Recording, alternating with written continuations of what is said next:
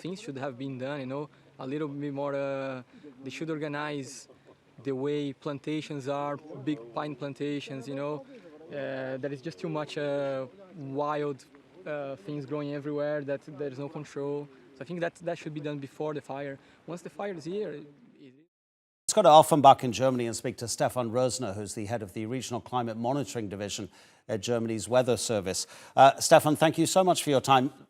I presume that you're a scientist, a climatologist, but I actually want to just ask you a personal question first. Are you depressed yet?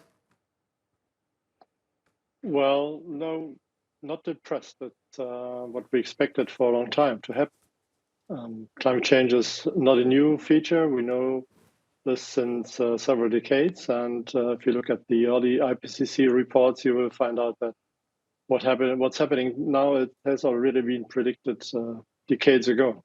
Do you think it might be actually happening faster than the modeling predicted? I mean, you mentioned the IPCC report. Antonio Guterres, UN Secretary General, says it's a code red for humanity. I just want to give you a couple of examples which may illustrate possibly the modeling was underestimating what's happening. So here we are. Scientists have actually found trees growing in the Arctic tundra. Those scientists who saw those trees were shocked. They said their modeling predicted that this would happen wouldn't happen for 100 years or more.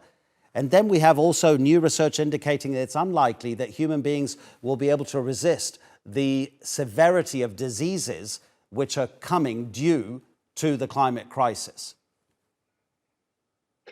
Yes, that's true. In some cases, scientists are quite surprised that things happen much faster than they expected from the models. And but that's still within the uncertainty which we have. The modeling is just a coarse representation of the reality. It's just a model. It doesn't include everything, and there are still some aspects of the climate systems which are not fully and completely understood. We see people protesting against government inaction all over the world. But what's happening, and I'm thinking specifically of examples in the United Kingdom, over the past few months, scientists have started to protest, and they are actually being arrested. They say that they can't hold back any longer because they're demanding swifter action from their governments. Is enough being done? We ask this question every time. Well, certainly it's not very smart to negotiate with natural laws. And scientists have been telling what will be expected based on their expertise, from observations to modeling. And it's on the side of the politicians, my impression is still that they think they can negotiate about the outcome.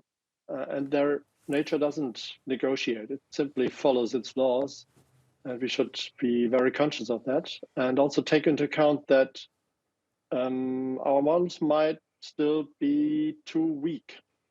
As we know, things happen much faster than predicted. So we should also expect the same for the future. So looking just at the 1.5 and 2 degrees Celsius limits not to be reached, we should also carefully have a look at a worst case scenario, which might end at 3 degrees Celsius. And 2100 is not the end of climate change. It will go on for centuries. Sea level rise will go on for centuries, for certain. Whatever we do, we can reduce it a little bit by appropriate mitigation actions.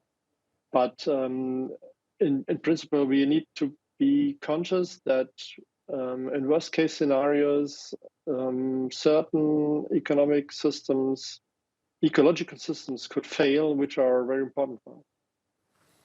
Stefan, thank you so much indeed. I'm very glad to hear that you're not depressed yet. Stefan Rosner from the German Weather Service. Take care.